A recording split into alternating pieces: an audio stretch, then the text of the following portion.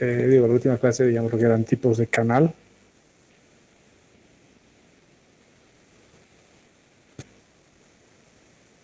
Y habíamos visto un poquito lo que era según su geometría, según si eran anchos, si eran canales excavados, si eran artificiales, si eran naturales, dependiendo de eso. La clasificación, habíamos visto un poco que son canales prismáticos, que son los canales anchos, cuál es la relación para canales hidráulicamente anchos. Habíamos visto también que los canales también podrían ser clasificados por directamente únicamente canales, cuando son canales artificiales, usualmente con fines de riego o con fines de captación de agua para otras aplicaciones tipo hidroeléctricas. Luego los canales elevados, que son justamente para pasar a tipo acueductos. Las rápidas, que son donde tenemos que hacer una bajada de nivel topográfico, una bajada de nivel de terreno bastante fuerte. Las caídas, donde justamente esta bajada es aún más pronunciada y luego de la caída existe un resalto hidráulico. Los acueductos, como el ejemplo el acueducto es un acueducto justamente en el Cusco, en Perú. Las alcantarillas, que también son consideradas canales, porque sí todas las alcantarillas van a funcionar a superficie libre.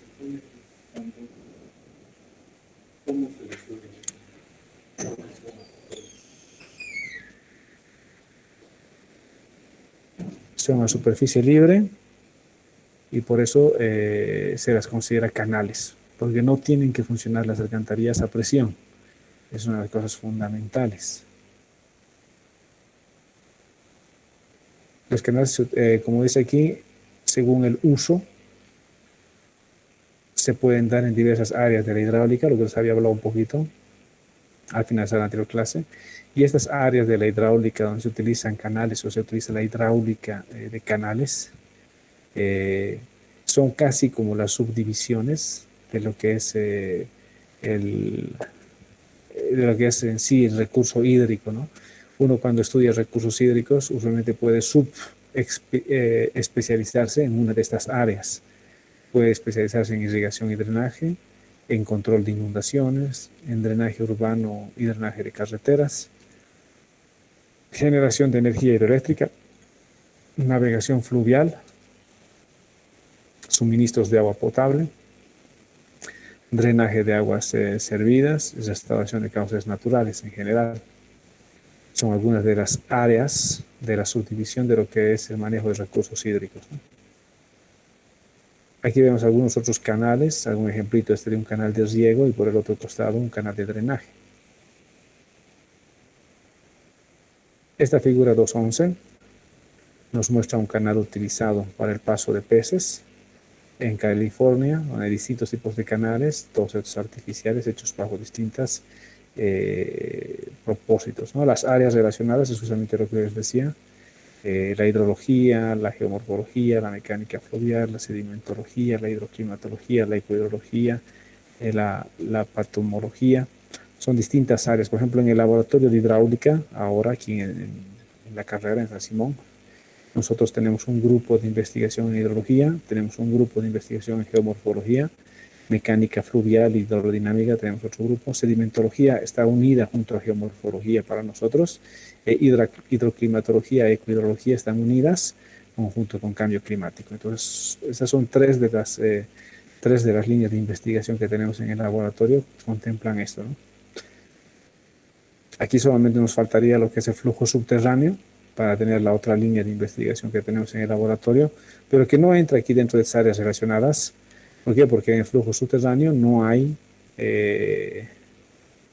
flujo de agua en un canal, o sea, flujo a superficie libre, ¿no? Porque está fluyendo el agua, pero está fluyendo bajo el suelo, ¿no?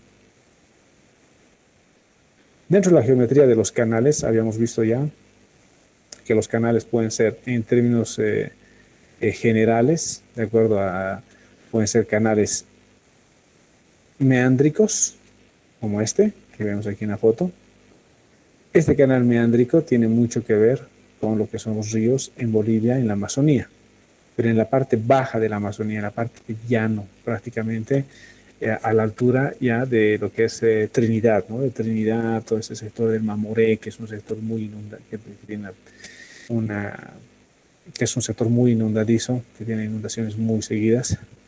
Entonces, todo ese sector presenta este tipo de formaciones meándricas de los ríos, ¿no? Los meandros son es una forma del río muy activa, porque el río, si bien va formando estos meandros, como vamos a ver aquí, de vez en cuando la formación sigue cambiando, ¿no? Llega un momento en que hay una rotura de meandro. Cuando estos dos se unen, entonces el río cambia de cauce, abandonando este anterior curso que está aquí. Si se fijan en esta misma fotito, se ven aquí algunos, si se fijan donde estoy señalando ahora, algunos aros, ¿no? Algunos pedazos de aros se ven por acá, que son meandros antiguos que han sido ya abandonados. Entonces, justamente son sectores morfológicamente muy activos, ¿no? Que el río va cambiando y va uniéndose por aquí, va cambiando, dejando nuevos meandros y formando nuevos meandros en otras partes. Los ríos braceados, que son estos, por ejemplo, esta foto que es un río en Colombia. Nosotros también vemos mucho los ríos braceados. Usualmente los ríos braceados están en la altura media, más o menos, para nosotros, la altura, por ejemplo, del trópico. Ustedes ven los ríos del trópico, el Espíritu Santo, todos los ríos de San Mateo, todos los ríos del trópico, el Chapar, el Chimoré, son de este tipo, son ríos braceados. Entonces son muy anchos, donde un año puede ir por un lado del río, al año siguiente puede ir por el otro lado, y entonces van moviéndose dentro de todo el ancho que tiene el río. Estos son los ríos braceados. Y finalmente, los ríos con cauce estable y con playa de inundación. Son ríos que tienen un cauce estable y a la vez tienen dos playas de inundación, ¿no? Eso nosotros habíamos visto de la interacción que había entre las playas de inundación. Cuando el agua empieza a fluir, está fluyendo por el canal principal. Una vez que sobrepasa el canal principal, empieza a fluir por los bancos de inundación, ¿no? Entonces aquí es donde se da el fenómeno de inundación. Aquí tenemos un canalito trapezoidal de mampostería, donde vemos que es un canal de conducción, ¿no? El canal hidráulicamente ancho, ya habíamos visto este concepto un poquito en la anterior clase al terminar, es este, que cumple con esta relación. Es que el ancho superficial dividido entre la profundidad hidráulica tiene que ser mayor o igual a 10. El ancho superficial, hemos dicho, vamos a ver a la pizarrita.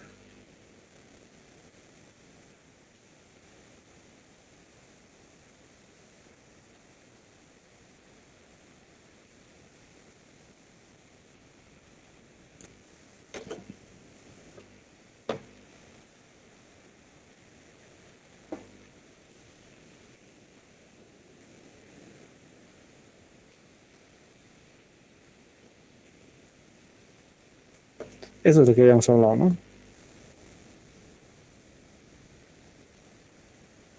Aquí vemos un ejemplo de un canalito, donde este es su ancho superficial T, y aquí su base B. La altura es Y, la altura de agua. En su perímetro va a ser 2Y más B, porque es rectangular. Su ancho superficial va a ser igual a B. Y esta relación T sobre D va a ser igual en este caso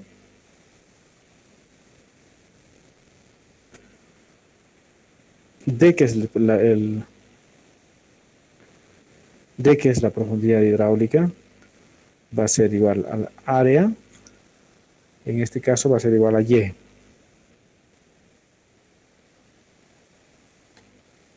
Porque la profundidad hidráulica hemos dicho que es el área mojada sobre el ancho superficial. El área es base por altura, el ancho es base, entonces va a ser altura Y. Entonces, para que un canal sea hidráulicamente ancho, la relación base-altura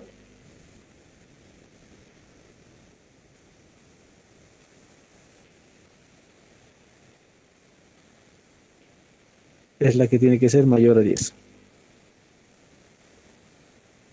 Entre la relación base-altura tiene que ser mayor a 10 para un canal hidráulicamente ancho.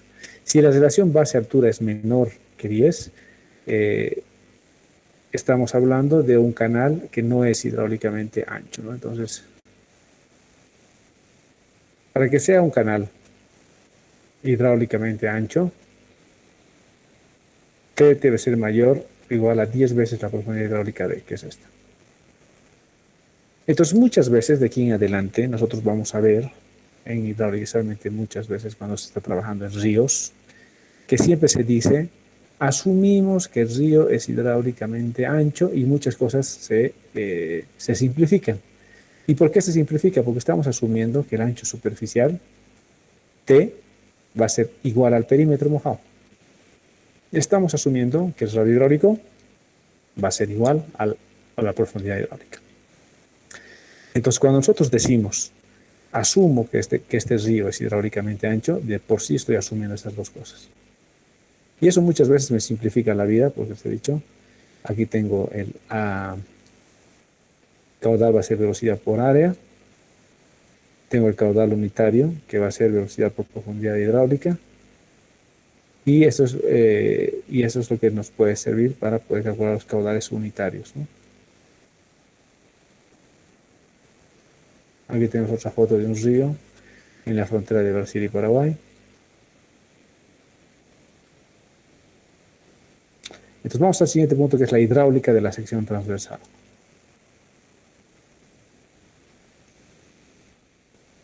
Para la hidráulica de la sección transversal, tenemos esta relación, recuerdan, esta relación que habíamos visto en el capítulo 1, donde el caudal va a ser una función de un coeficiente alfa por el área mojada elevado a un coeficiente beta. Los valores de beta van a ser, dependiendo de la ecuación empírica que estemos usando, nosotros habíamos hecho con la ecuación de Manning, y habíamos encontrado que la ecuación de Manning dice velocidad va a ser igual a 1 sobre Manning, radio hidráulico elevado a la 2 tercios pendiente a la 1 media. Si esto, velocidad lo reemplazo por caudal sobre área, el caudal se queda aquí, el área pasa a multiplicar al otro lado.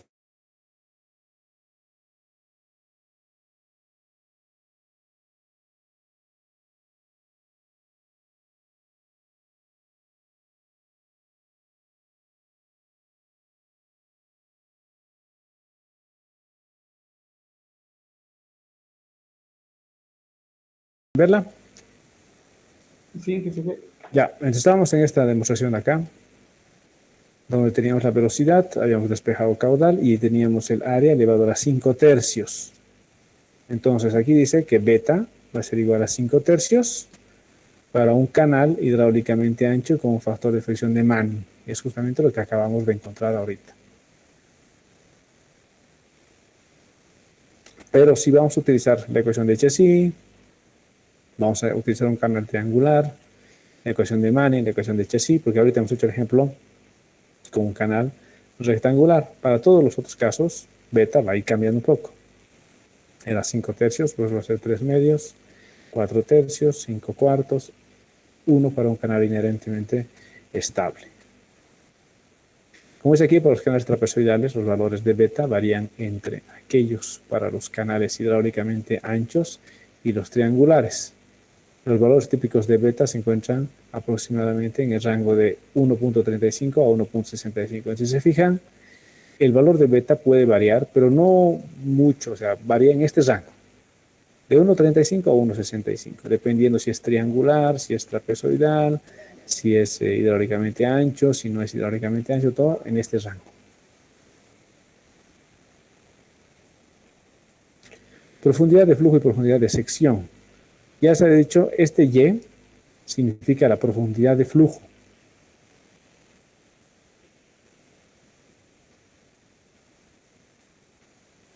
Es esta. La profundidad de flujo es la vertical, midiendo la vertical. Desde el lecho, la altura vertical es Y, que es la profundidad de flujo. Y la profundidad de la sección es D, que es perpendicular al lecho. Si tengo pendientes muy bajas, D y Y se van a parecer mucho, van a ser casi lo mismo. Pero mientras más grande es la pendiente del canal, D y Y van a ser distintos. Entonces la relación entre la profundidad de flujo y la profundidad de la sección va a ser esta, multiplicado por el coseno de θ. Y finalmente la geometría de los canales, donde les había dicho también que ustedes pueden utilizar esta tablita, que es la tablita del libro de Bente Chao, donde tenemos toda la geometría para distintos tipos de canales. Canales rectangulares, trapezoidales, triangulares, circulares, parábolas y todos los tipos de canales. Entonces, esto lo que nos evita es volver a recalcular toda la trigonometría. Entonces, yo estoy haciendo un problemita con un canal trapezoidal, ya sé que el perímetro bajado es igual a la base, más 2 veces y, que es la profundidad, multiplicado por la raíz de 1 más z elevado al cuadrado. Z es este que está acá, que es la pendiente de los taludes. Z es la relación de 1 en vertical y z en horizontal. Entonces, si z es 1, la relación sería 1, 1, estamos hablando de un ángulo de 45 grados. Entonces, dependiendo cómo va a ir variando z, es que vamos a ir teniendo distintos ángulos en las paredes. En cambio, si z es 0, estamos hablando de un canal rectangular. ¿Estamos hasta aquí todos, de acuerdo? ¿Está todo claro hasta aquí? ¿Alguien tiene alguna consulta, alguna curiosidad? Ya, lo siguiente que tenemos es la distribución de velocidades. La velocidad media de flujo en un canal va a ser velocidad, va a ser igual a caudal sobre área, que sabemos. Y existen dos tipos de distribución de velocidades. Esta distribución de velocidades, esta ustedes la han aprendido ya en hidráulica 1, la distribución de velocidades de un flujo, donde sabemos que tiene una forma parabólica. Por eso, si la distribución de velocidades tenía forma parabólica, ustedes se acuerdan en hidráulica 1 lo que ustedes han hecho. La distribución de velocidades era parabólica y la distribución de esfuerzos cortantes era lineal, porque es la primera derivada de la distribución de velocidades, es la distribución de cortantes. Entonces, cuando la distribución de velocidades era parabólica, la distribución de esfuerzos cortantes era lineal. Eso ustedes han hecho para tuberías en hidráulica 1. Exactamente lo mismo pasa en canales. En canales, de principio, asumimos que la distribución de velocidades tiene una forma parabólica como esta, en profundidad. Quiere decir que a medida que voy entrando más profundo, o sea, cada vez estoy más cerca del lecho, la velocidad va a ir disminuyendo. Entonces aquí tenía en la superficie una velocidad, usualmente la velocidad más alta, la velocidad pico, no está en la superficie, sino está un poquitito más abajo de la superficie, a una cierta profundidad de la superficie, muy poco, pero muy cercana a la superficie, ahí está la velocidad más alta, y luego la velocidad va disminuyendo.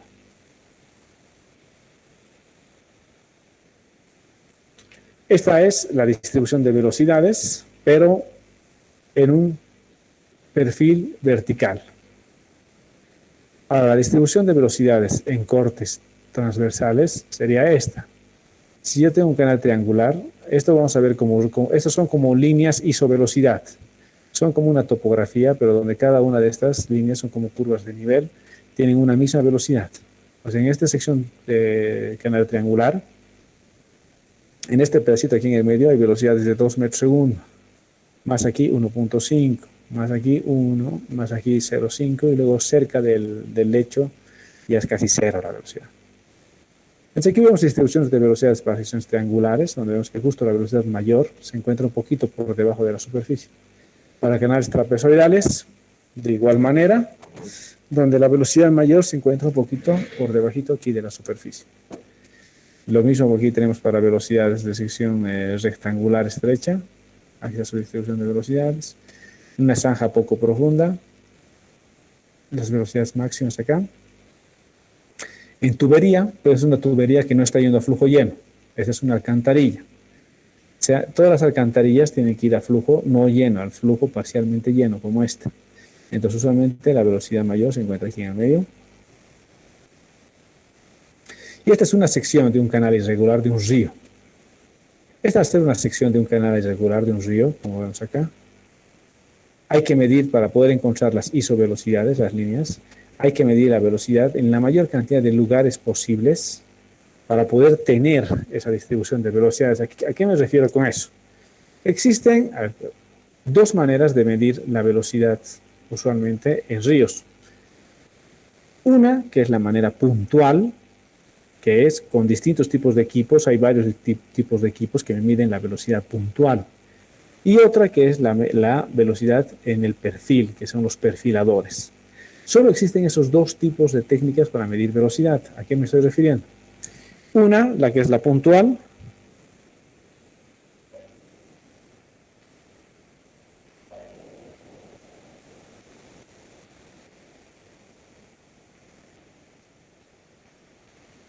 Estamos hablando de esta.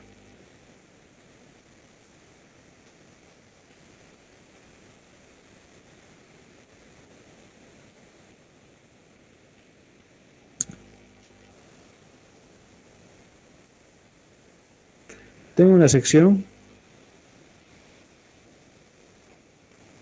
del río que es esta. El nivel del agua en el río, el día que he ido, estaba acá.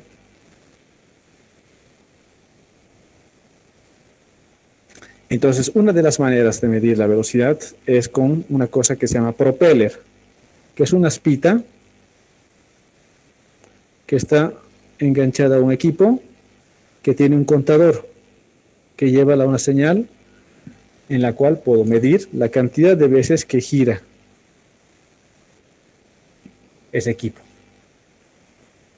Ustedes han visto estos molinitos de viento que se llaman, ¿no? Donde tú le soplas y se gira, ¿no? Dependiendo de la velocidad del viento va a girar más veces. Lo mismo pasa en el agua. Si la velocidad es más grande, va a girar más veces esto. Si nos vamos a googlear y ponemos aquí molinete aforador de agua,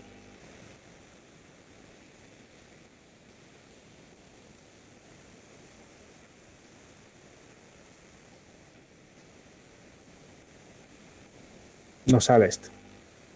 Este es un molinete. Si ustedes se fijan, aquí está el propeller, que son las aspitas. El agua viene de derecha a izquierda y hace girar. Aquí está un equipito que está contando el número de veces que gira y va mandando una señal arriba.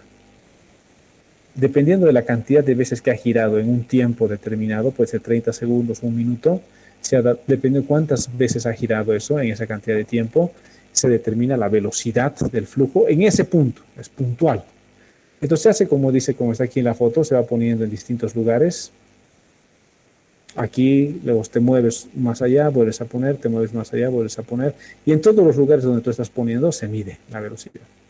Hay un protocolo de medición de velocidad, de medición de caudales que está dado por la Organización Mundial Meteorológica, que es el protocolo estándar para hacer aforos.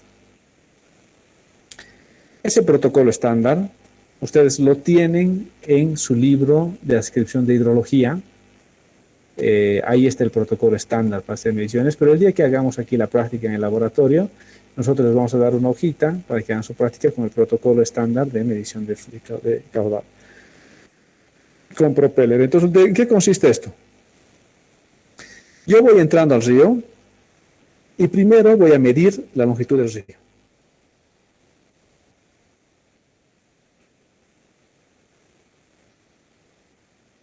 Voy a medir esta longitud del río. Una vez que mido la longitud del río, lo mínimo que tengo que hacer es dividir entre 10 esta longitud y esa cantidad de puntos tengo que sacar. O sea, en este caso tendría que dividir en 10.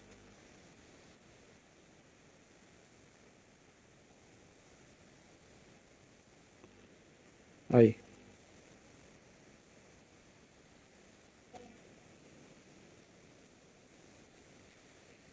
Ahí. Entonces saco, lo divido en 10 pedazos iguales. Una vez que lo he dividido en 10 pedazos iguales, en cada uno de esos pedazos voy haciéndome una pregunta. La primera pregunta que me hago es ¿cuánto es la profundidad? Esta profundidad.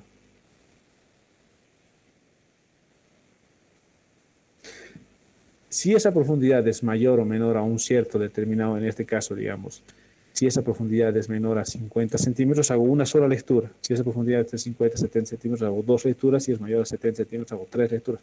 Bueno, el protocolo mismo, el protocolo tal cual, se los vamos a pasar. Lo van a tener el día que hagamos la medición aquí. Y lo que hay que ir haciendo es metiendo el propeller a las distintas profundidades. Aquí, por ejemplo, solo una vez. Seguramente aquí hay que meter también 2 veces. En el siguiente tal vez ya hay que meter 3 veces. En el siguiente 3 veces también. 3 veces. 3 veces. 2 veces y una vez. Yo qué sé. Más o menos así. Cada puntito es una vez que el propeller ha entrado, el molinete. Y el molinete yo he contado las veces que ha dado vueltitas y he visto la medición. Esa medición la transforma a velocidad porque el que te está vendiendo el equipo te avisa que dependiendo de cuántas vueltas da en 30 segundos o en 60 segundos, te da la velocidad que tienes. En cada uno de estos puntitos yo ya tengo la velocidad. Si tengo la velocidad en cada uno de estos puntitos, lo único que puedo hacer es asumir que como que cada uno de estos puntitos es un puntito de altura, digamos, de terreno, y graficar aquí sus curvas de isovelocidad, que seguramente me van a dar algo así.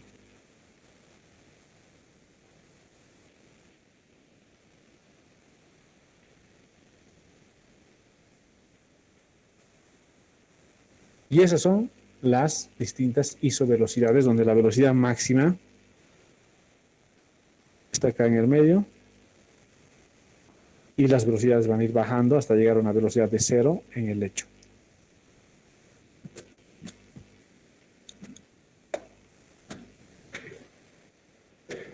Esta es la técnica clásica, pero esto te toma mucho tiempo. ¿Por qué? Porque cada vez que yo voy a encontrar la velocidad, cada puntito verde que he rayado aquí, me representa al menos 3 minutos, porque hemos dicho que tenemos que contar el número de revoluciones por minuto. Tengo que hacer al menos 3 mediciones para cada uno de los puntos para quedarme con la media. Entonces, al menos tengo que hacer 4 mediciones en cada uno de los sitios, que son al menos 4 minutos, entre 5 minutos entre punto y punto, y la ubicación de nuevo profundidad. Entonces, usualmente te toma mucho tiempo hacer esto. En los ríos grandes, por ejemplo, en el Mamoré, en el río Beni, en el río Madera, en el río, los ríos aquí importantes de la montañosa Amazonía, donde tengo secciones que miden cientos de metros, una sección que mide 200 metros o 300 metros, divides eso en longitudes, yo que sé, de cada 10 metros un punto, por ejemplo, y vas a tener que hacer este trabajo durante varios días. Yo a veces conversaba con la gente de que trabajaba en el laboratorio, hace muchos años atrás, los primeros que trabajaban aquí en el laboratorio de hidráulica, por ejemplo, el ingeniero Claude Lenoir, el belga que ha sido el primer director del laboratorio y toda la gente que trabajaba en ese entonces. Y ellos me contaban que cuando ellos iban a hacer ese tipo de aforos a los ríos del Beni, a los ríos Mamoré en especial, hacer un aforo de estos, o sea, todo el aforo de encontrar la velocidad, encontrar el área para poder encontrar el caudal, a veces les podía tomar hasta una semana. O sea, todos los días empezaban y veían, al día siguiente volvían a hacer, así durante 5 o 6 días y recién tenían todas estas velocidades, hacían en bote, ¿no? Entonces, lo que aquí estamos buscando nosotros es una manera de encontrar la velocidad media. Y si encuentro la velocidad media y conozco el área mojada, porque el área mojada voy a conocer, porque en cada una de las secciones voy a poder medir la profundidad. Entonces, conozco el área. Entonces, si conozco el área y conozco la velocidad, entonces el caudal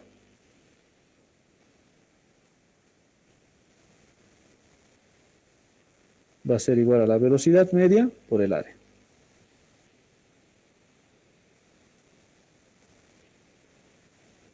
Ahora, para encontrar esa velocidad media, para encontrar el área, esto a veces se lo hace por deltas. Entonces voy a sacar aquí pedacitos. Y de cada uno de estos pedacitos voy a sacar su velocidad media y voy a sacar su área. Entonces voy a sacar de cada uno de estos pedacitos, yo voy a tener su área sub 1 y su velocidad sub 1.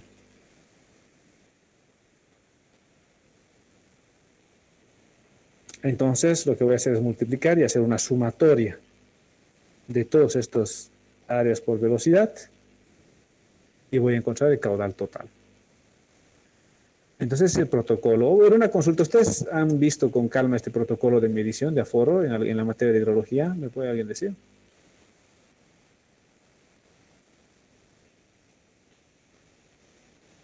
¿Han visto ya el protocolo de aforo? A ver, dime, Elmer. No lo vi.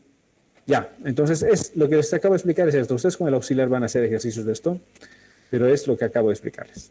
Se va encontrando la velocidad diferencial y el área diferencial y se hace que se llama por polígonos, se va sacando y se hace una sumatoria y tienes el caudal total. Esta es la práctica que vamos a hacer en el laboratorio.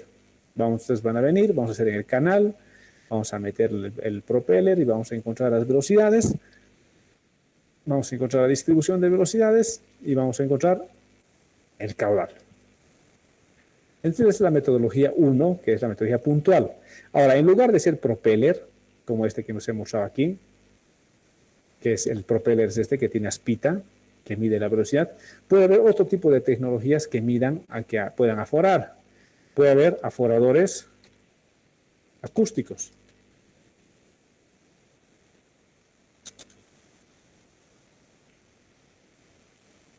Los aforadores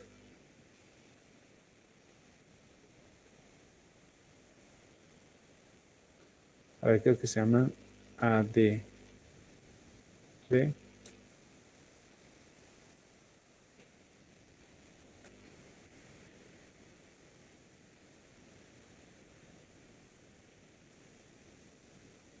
Ese es el ADB. Se llama Acoustic Doppler Vertical. Vertical Acoustic Doppler, que es Discharge Measurement also, perdón, es también para medir velocidades, pero mide velocidades en las 3 dimensiones. Si lo vemos el equipo es así. Tiene 3 aspitas abajo, así, en 3 sentidos.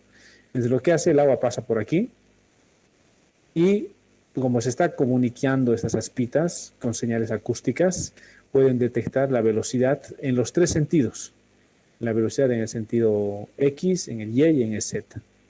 Entonces te dan las 3 componentes de la velocidad. Usualmente, si es un canal muy cerrado, la componente en el sentido del flujo es la más importante. O sea, no hay mucho flujo ni hacia arriba, ni en capas, ni hacia los costados. Pero si, por ejemplo, estamos aforando en un meandro, entonces ya las velocidades laterales son importantes. ¿Por qué? Porque el río está intentando socavar en el lado amplio del meandro y depositar en el lado estrecho del meandro. Entonces ahí existen componentes de velocidades del agua ya en ambos sentidos, ¿no? Entonces para ese tipo de circunstancias es bueno ese tipo de equipos. ¿Cuál es la diferencia de equipos? Este equipo lo tenemos en el laboratorio, los ADBs, y los propeller también los tenemos, que es con el que vamos a hacer las prácticas. Más o menos la diferencia de equipos y de magnitudes. Los molinetes, como el molinete que acabamos de ver hace un momento, que es el propeller, este propellercito que mide la velocidad, usualmente están en el orden de los $7,000 de precio. Entonces un propeller, un medidor, un aforadorcito de buena calidad, está más o menos por los $7,000, de $7,000 a $10,000. Estos otros son los ADBs, que ya miden la velocidad en 3 sentidos. Estos ADBs cuestan $15,000 para arriba. Cuestan $15,000 a $20,000 dependiendo de la calidad del ADB. Y algunos de los ADBs actualmente ya son, que no son sumergibles, sino únicamente se los pone en la superficie, como este, y lanza la señal acústica, pero pasa por el agua y se torna. Entonces ya no es necesario meterlas en profundidad. Pero dependiendo del equipo, siempre los equipos pueden ser algunos más caros que otros, ¿no? Pero este es un ADB que sigue siendo puntual. Otro que es puntual es el ultrasónico.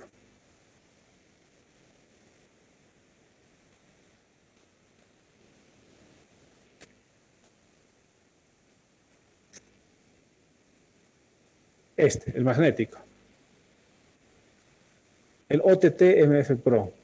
Este es un aforador magnético. Lo que hace este aforador magnético es va a generar un campo magnético alrededor y dependiendo de la variación del campo magnético va a calcular la velocidad del agua.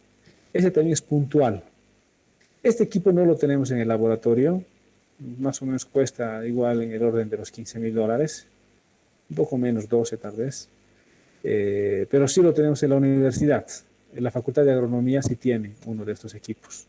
Es alguna vez que nosotros hemos necesitado para alguna cosa muy puntual, nos hemos prestado de ellos, pero este es el equipito que mide la velocidad, pero con tecnología electromagnética. Un cachito, por favor. Sigamos. Entonces, este es el acústico, digo, el electromagnético, que genera estos campos electromagnéticos para medir, ¿no? Y este también es puntual. O sea, todos los que estamos mostrando hasta ahorita, los tres que les he mostrado, lo que van a hacer es van a medir la velocidad de un solo puntito. Tanto el propeller, que es con las aspitas, el ADV, que es con señales acústicas, y el electromagnético. Los tres miden en los mismos lugares. Nosotros hemos hecho un experimento hace un tiempo donde hemos medido las velocidades con los tres equipos simultáneamente. Hemos usado propellers, hemos usado ADVs y hemos usado sensores electromagnéticos. Y la verdad es que la calidad de equipos que tenemos aquí, bueno, en el labo son equipos bastante buenos, entonces casi todos nos han dado errores muy bajitos, ¿no? Menores al 5%, al 2% de diferencias. Entonces, no me atrevería a decir cuál es mejor, si tú me dijeras cuál es el mejor.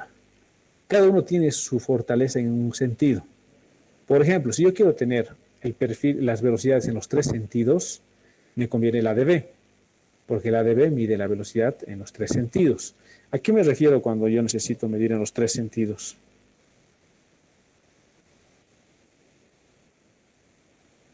Yo me refiero a que si tuviera, por ejemplo,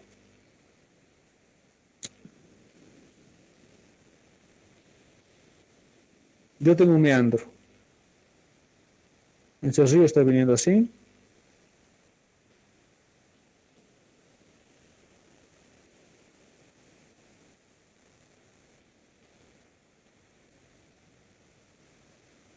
Y forma un meandro. Entonces el agua está viniendo en este sentido. Pero cuando se aproxima aquí, las velocidades aquí, vamos a suponer unos vectores de velocidad. Todas las velocidades son muy similares en magnitud.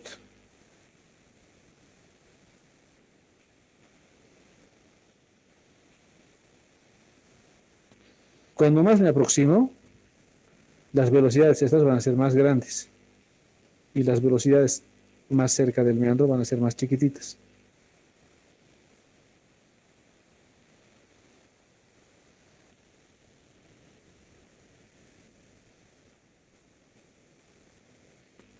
Y otra vez al salir, las velocidades van a intentar ser muy similares.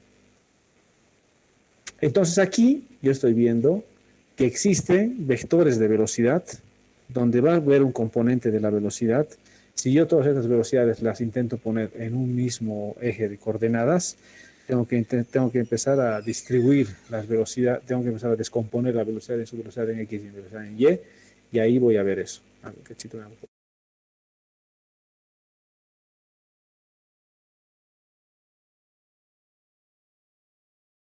No. Bueno, primero quería decir una cosita, ¿no? Yo mientras estamos dando clases estoy en el laboratorio y aquí en el laboratorio todavía las cosas siguen sucediendo, o sea, seguimos los proyectos, las cosas, la gente, en algún ratito tengo que responder algunas preguntitas y por ahí me salgo un cachito como he hecho ahorita, ¿no? Pero eso es único, pues, porque ahorita estoy en horas de trabajo y estoy todavía en el laboratorio, ¿no? Ya. ¿Alguna consulta de esto? Entonces, en este caso, por ejemplo, cuando los vectores de velocidad son distintos, entonces en este caso me conviene el ADV. Si voy a medir la velocidad en un río que trae algunas piedritas, es un río un poquito más movido, digamos, o turbio, un río muy turbio, la turbiedad es una cosa que afecta a los sensores acústicos. Entonces, voy a tener una cierta afectación por la turbiedad y puede que la medición no salga completamente bien. Lo mismo que el campo electromagnético, con la turbiedad a veces se afecta el campo electromagnético. Y el equipo del electromagnético también es un poco más sensible. Si le llega una piedra por ahí, y adiós equipo. Entonces el molinete sigue siendo siempre, el propeller del molinete, sigue siendo el equipo más duro.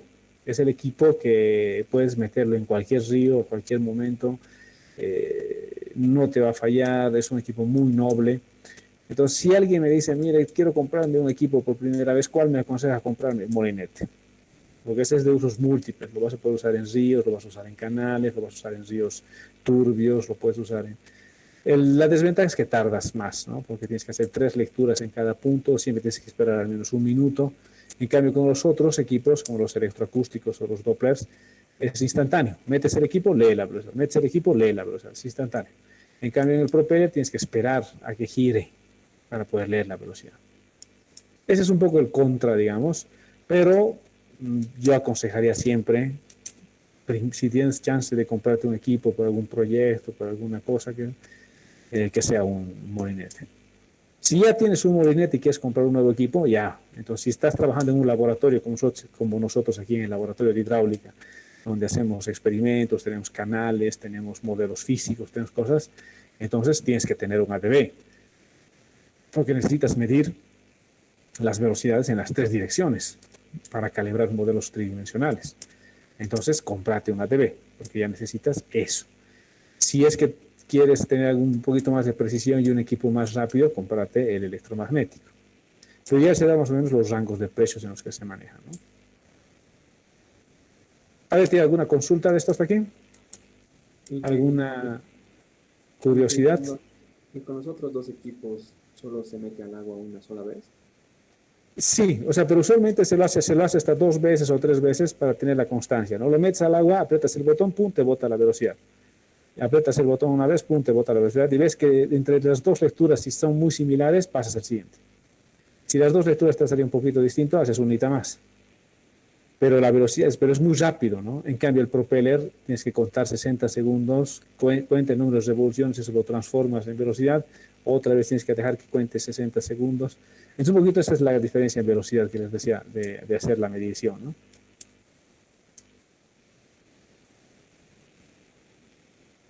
¿Alguna otra consulta?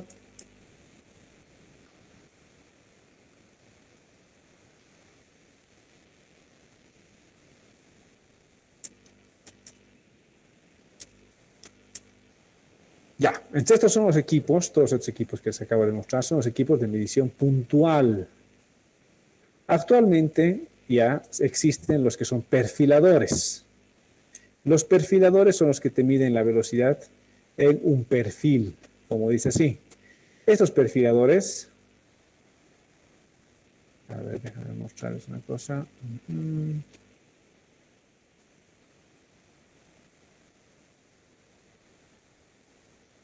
Les voy a mostrar un poco el equipo que tenemos en el laboratorio. El equipo que tenemos en el laboratorio se llama ADCP.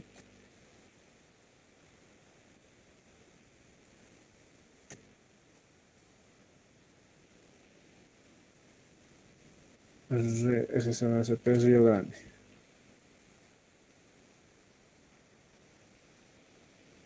Este es el ADCP Río Grande. Como vemos aquí, el ADCP ya va sobre un botecito inflable, o sobre un flotador. Aquí está el ADCP es es una cabeza que lo mismo tiene señales acústicas que están yendo dentro del agua. Estas señales acústicas lo que hacen es rebotan con el lecho y dependiendo de la velocidad a la que han ido y ha rebotado, solamente hasta 3 haces van lanzando. Y de esa velocidad con la que has rebotado y ha vuelto, puedo calcular la velocidad. Entonces, en un movimiento que va a haber de ida y vuelta, voy a calcular todo el perfil de velocidades como está aquí en la foto. Entonces, ese perfil de velocidades, lo que me va a dar es esto, donde yo tengo en qué lugares están las velocidades más altas y en qué lugares están las velocidades más bajas, y también voy a obtener la forma del lecho del río. Una de las maneras es haciéndolo con bote, como está aquí el ejemplo, con un botecito voy navegando y voy encontrando todo el perfil del río. Y la otra manera es haciéndolo con cuerdas. Entonces agarro el botecito y lo amarro en un cable de acero y con cuerdas lo voy jalando de lado a lado. Y lo mismo voy a encontrar el perfil. La mayor parte de estos equipos, hay dos tipos de equipos, uno que es el River Flow y otro que es el Río Grande, que son dos modelos. Y el otro modelito se llama Stream Flow, que es este es el Stream Flow. Entonces, estos son más para ríos, el Río Grande y el Stream Flow, son modelos que funcionan en ríos. ¿Y por qué? Porque solamente pueden leer a partir de 70 centímetros de profundidad, menos profundidad no leen, y están hechos para medir en ríos profundos, ¿no? Ríos que tengas más de 30, 50 metros de profundidad, no sé. Y este otro, que es el Stream, está hecho más para canalitos. ¿Por qué? Porque este equipito puede leerte a partir de 10 centímetros de profundidad. Todos son de la misma marca, aquí la marca Sontec, la mayor parte de estos, y otros son de la marca Teledyne, como estos, el Streamflow, todos estos son de la marca Teledyne. Estos equipos ya son más caritos, ¿no? El que se ha dicho es Riverflow, este más o menos vale $35,000, este equipito. El Streamflow vale un poquito menos, unos $30,000 de valer, Streamflow, Y este equipo ya funciona acoplado, porque tú cuando estás haciendo un río ya muy grande, por ejemplo acá, esta es la fotito, esta es la foto clara. Entonces tú estás en tu bote y en tu bote lo amarras el flotador a un costado. Entonces tú con el motor del mismo bote vas de canto a canto. El equipito te acompaña a un costado y el equipito va encontrando el perfil de velocidades. Así, de lado a lado. Usualmente estos equipitos funcionan con una cabeza. ¿Ven aquí esta cabecita? Estas cabecitas son GPS, doble diferenciales, los GNS que se llaman. Los que funcionan con una base y un rover. Y usualmente el rover es el que se sube al bote y la base se la deja en un punto, un basemark conocido. Entonces, esa triangulación que hace con radiotelecomunicación, con tecnología RTK, me da una precisión submétrica de los puntos, casi centimétrica la precisión.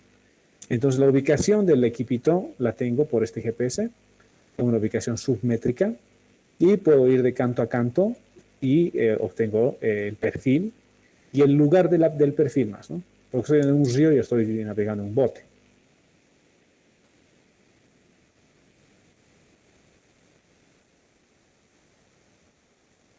¿Alguna consulta hasta aquí?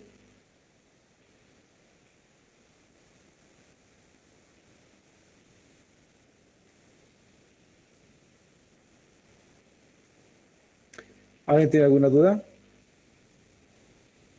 ¿Alguna curiosidad? Les voy a mostrar ahorita.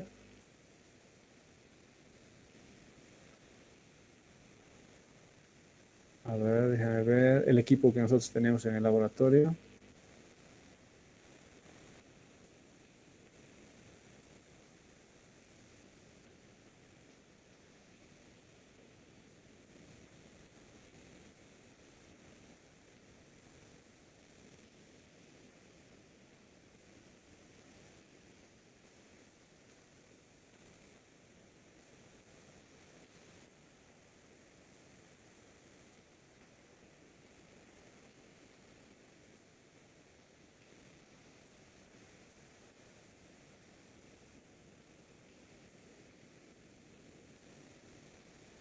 Un cachito estoy abriendo la carpeta ahora para que lo podamos ver. Un viaje que hemos hecho nosotros a Almamoré hace unos años atrás para hacer la medición ahí en Almamoré. Este es el equipo. Aquí está el sensor. Aquí entra la cabecita donde está el GPS diferencial. Este es el técnico de laboratorio, que es Julio. Está armando el equipo ahorita para poder hacer la medición. Estamos armando aquí todo el equipo, estamos poniendo la cabecita. Nos hemos metido en un bote al río. Este era el bote del Semena. Entonces, en este bote, este es el río Mamoré. Más o menos aquí de canto a canto hay unos, no sé, unos 180 metros por ahí, 200 metros. Entonces aquí cargamos, aquí está la cabecita que les decía. Este es un GPS diferencial. Se comunica con cable con el ADCP y por Bluetooth se comunican con una laptop.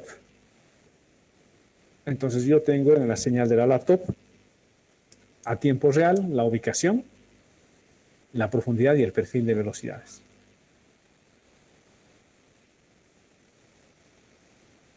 Este ya es el equipo ya trabajando. Entonces aquí ya estamos pasando el Mamoré, si se fijan. Entonces aquí está el equipito, ya está trabajando. Aquí está el GNS, que será el equipo, es el equipo que captura la ubicación. Y tal vez podemos usar alguna fotito más.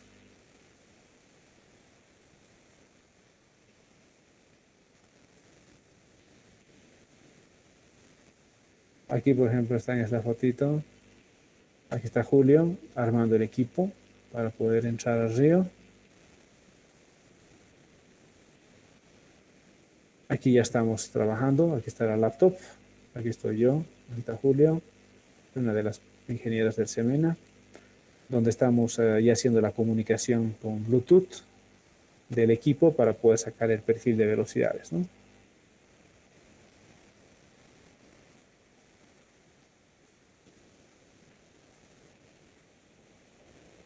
Aquí estamos ya con el equipo, retornando siempre con salvavidas y todas las medidas de seguridad, ¿no? Es una de las lecturas aquí que les puedo mostrar ahora. Tal vez algo interesante que les puedo contar es el equipo. Si fijan, aquí está trabajando el equipo. El equipo es un equipo, como dice su nombre, ADSP, que es Acoustic Doppler. Entonces lo que va a mandar son señales acústicas que van a rebotar con el lecho y dependiendo de la velocidad con la que bajan y suben, van a calcular el perfil de velocidades y la profundidad.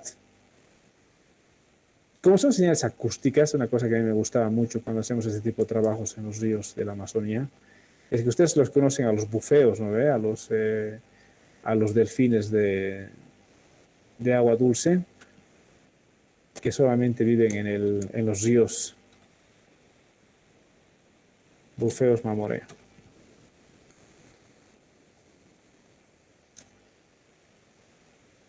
Estos son los delfines de agua dulce, que son los bufeos, que viven en el río Mamoré.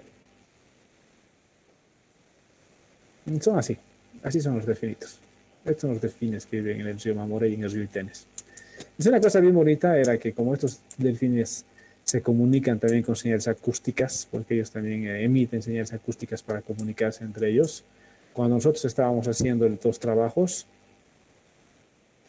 y esa señal acústica que nosotros estábamos produciendo,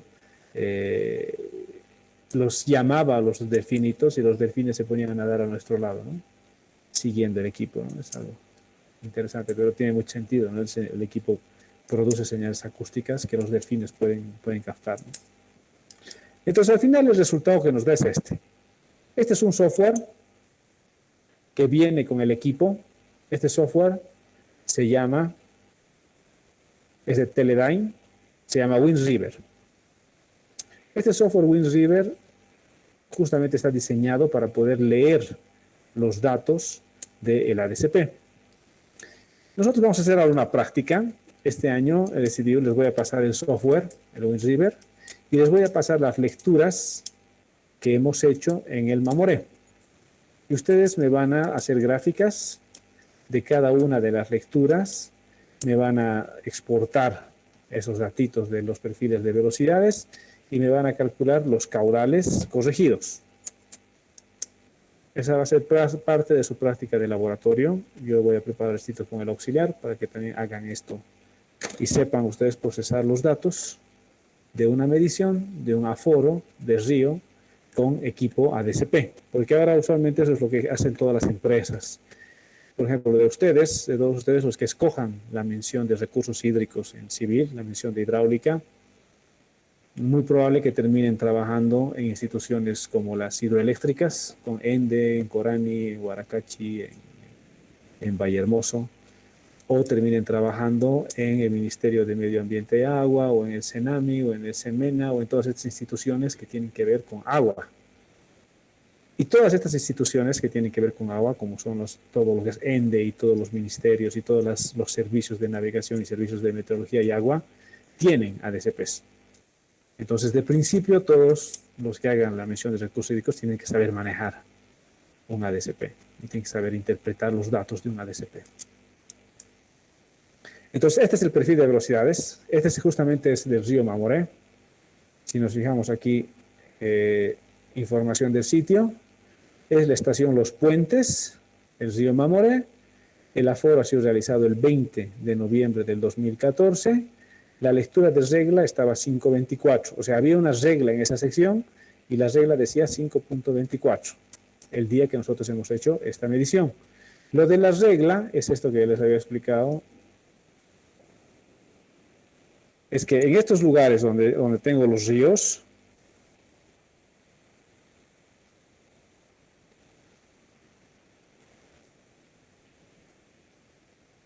usualmente yo puedo tener una regla.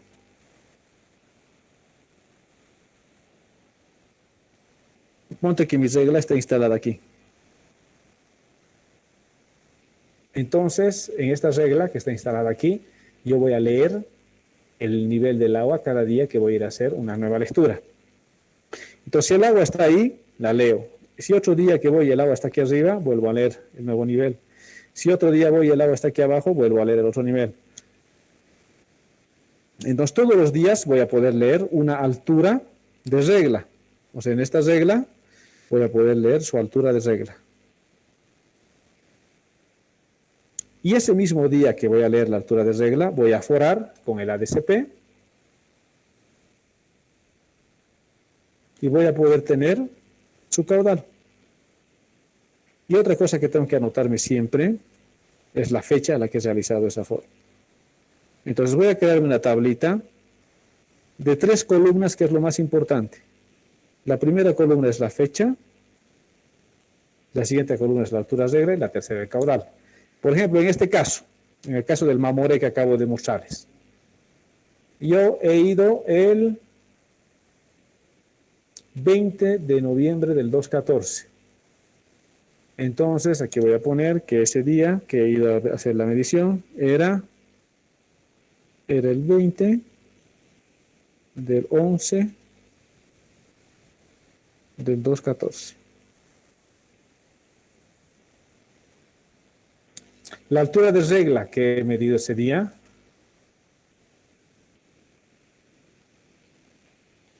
era de 5.24.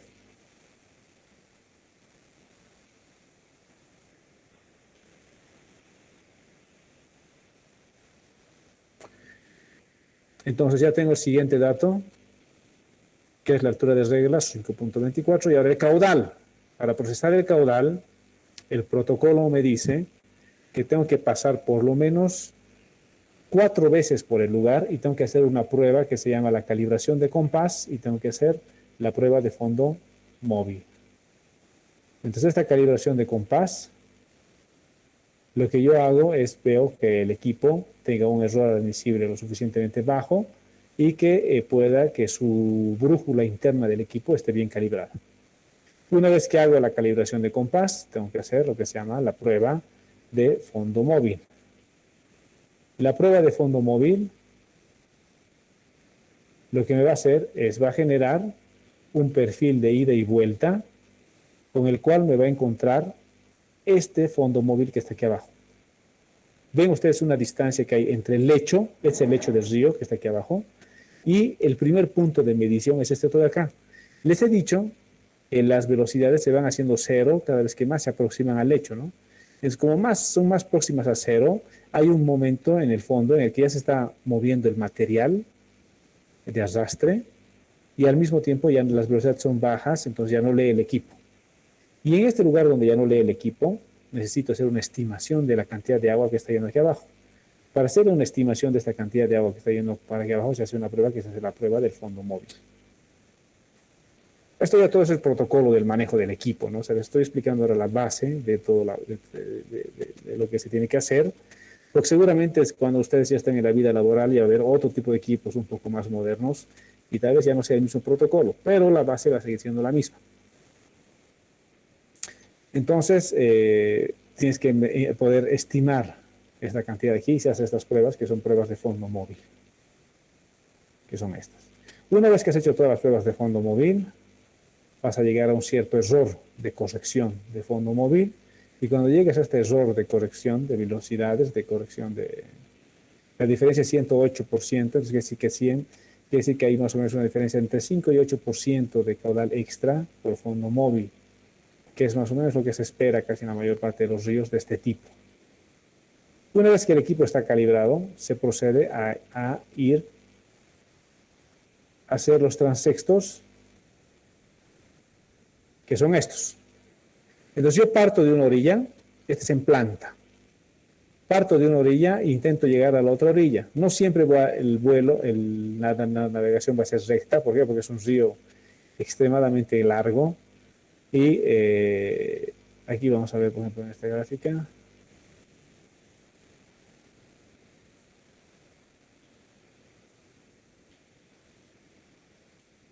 El eje Y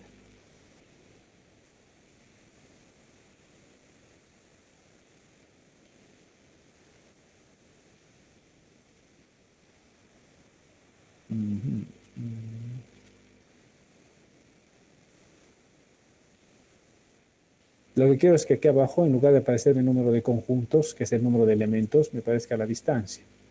Entonces voy a ir aquí al eje Y. En el Y me aparece profundidad. En el eje X que me aparezca longitud. Ya. Listo. Entonces, por ejemplo, ese río que hemos hecho, la sección que hemos hecho nosotros de las fotos que les he mostrado hace un momento, de estas fotos, este río, es el río Mamoré, es el sector Los Puentes. Ese día que hemos hecho nosotros el aforo, hemos sacado este dato. El río tenía 311 metros de ancho. Ven aquí, 0 a 311 metros de ancho. Entonces hemos salido de esta orilla y hemos llegado a la otra orilla, 311 metros de ancho, y hemos sacado el perfil de velocidades, que es este. Este es el hecho móvil.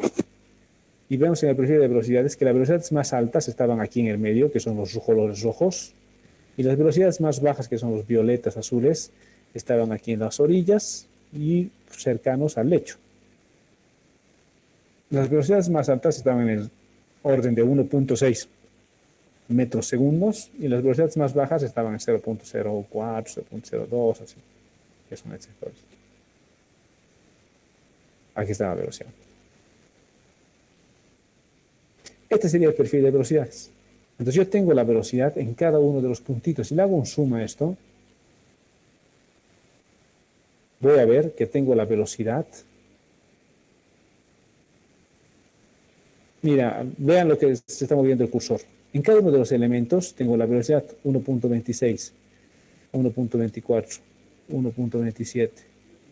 Voy bajando. 1.15, 1.27 y así. Hasta aquí al final tengo 0.78 de velocidad. Entonces puedo tener el perfil de velocidades de cada uno de estos elementos.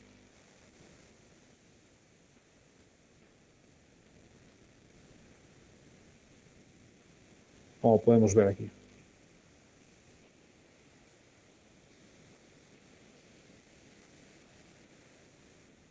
Lo que va a hacer el software va a integrar toda esta sección y con todos los píxeles va a encontrar el caudal, porque va a conocer el área de cada píxel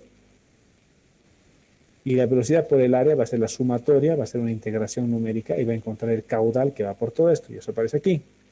Entonces me dice, número de elementos que ha tenido más o menos son 301, que son más o menos 300 y pico de distancia, casi 1 metro tiene cada elemento en promedio. El tiempo ha sido, era las 11 del mediodía que hemos hecho. Hemos tardado 216 segundos en pasar de orilla a orilla. Fíjense, nosotros en 216 segundos, que son más o menos, no sé, unos 4 o 5 minutitos que tengo para pasar de orilla a orilla, Un besito, por favor. Perfil de velocidades. Entonces, ahorita lo que estoy haciendo es calcular el caudal superior, el medio, el caudal inferior y todas las cosas. Entonces, me dice que ese día que yo he pasado había 1941 metros cúbicos segundo en esta primera pasada.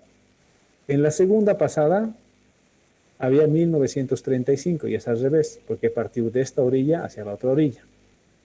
En la tercera pasada, nuevamente he salido de la orilla derecha hacia la orilla izquierda y otra vez a 1949. Y así hago un resumen. Y me dice que en cada uno he ido midiendo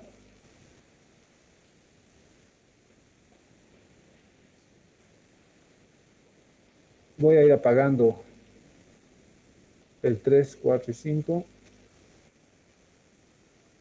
Y tengo las mediciones de caudales con las que me estoy quedando, que es la medición 1, 2, 0, 1 y 2. Entonces aquí está el caudal, era 4040, 4032, 4022, a las 11. Entonces el caudal medio que he tenido era 4031 metros cúbicos segundo. Entonces vuelvo a mi tablita que estaba llenando y le digo que el caudal medio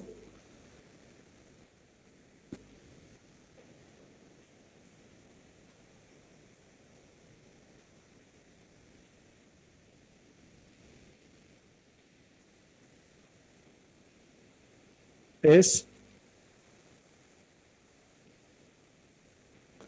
4031. Todo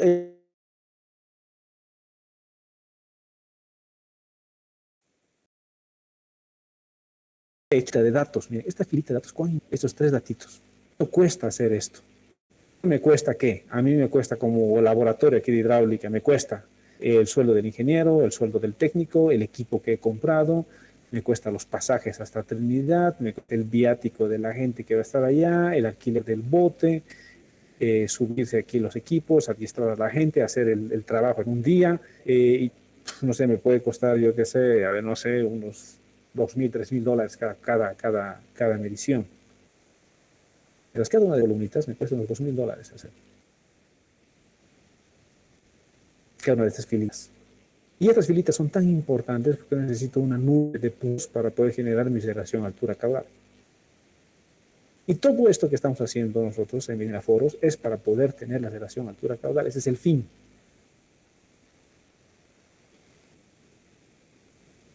¿Ok? Ya, yo creo que aquí lo vamos a dejar. Mañana vamos a continuar desde aquí. ¿Hay alguna consulta de lo que hemos visto hoy? Todo lo que es medición. Hasta ahorita estamos ya en el capítulo de medición de flujo.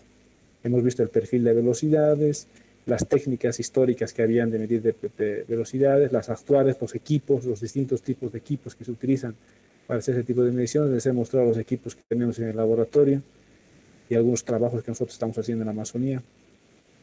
¿Alguien tiene alguna consulta, alguna curiosidad? Y posteriormente, ¿en qué se emplean estos datos sacados? Estos datitos de altura caudal, para ser bien rápido, o sea, porque esto les voy a explicar con más calma la próxima, pero para que no se vayan con dudas a la cama esta noche, lo que al final te va a dar esto es altura caudal y vas a tener los puntitos. Cada uno de estos puntitos es